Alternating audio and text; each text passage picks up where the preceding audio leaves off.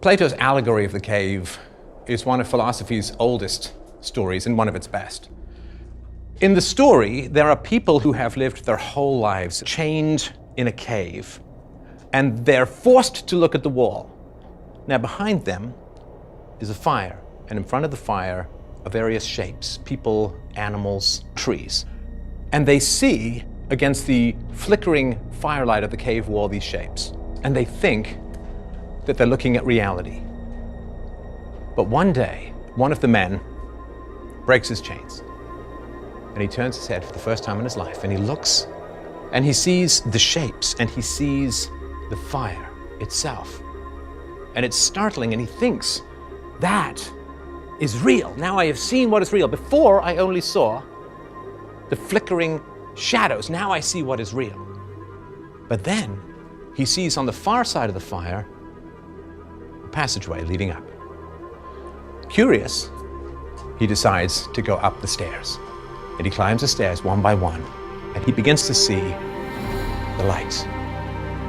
Not of the flickering shadows, not of the fire, not of the shapes, but of the world itself.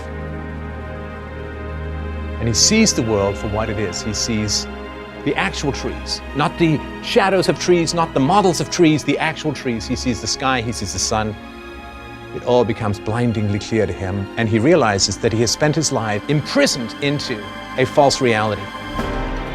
We are told by the media what the world is.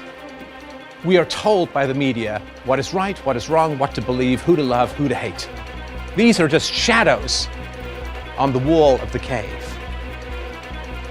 And then a thought comes to his mind as he regards this beauty, and he says, I must share this with the people below, with my friends, my companions, my compatriots chained in the cave. So he takes a last look to drink in the glory of everything that he sees.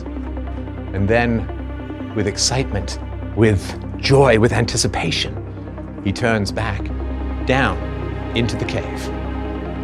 And he starts to tell everyone chained to the wall, this is not real, this is not real, these are illusions.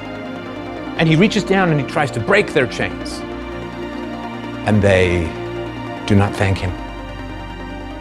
They do not praise him. They do not admire his wisdom and his courage. They fight him. And they call him mad. They call him deranged, delusional, disruptive, seditious, dangerous. And he faces the choice that we all face when we learn the truth. Do we stay where we are hated, down in the dungeons, among the enslaved, mentally? Do we stay among those fixated on their screens who will not tear their eyes away from a manufactured reality to look at the world itself? Or do we go and climb those stairs again to imbibe all the glory and beauty of the natural world, leaving behind those who fight us for bringing them the truth? I say stand and fight.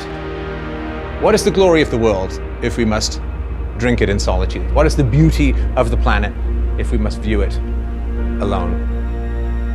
We have an obligation, if we have seen the truth, to wrestle the lies from the minds of those stuck in the cave. The cave is the manufactured reality of those who would control us by controlling what we think. But fundamentally, you can't control what someone thinks, because once they think, they are beyond your control.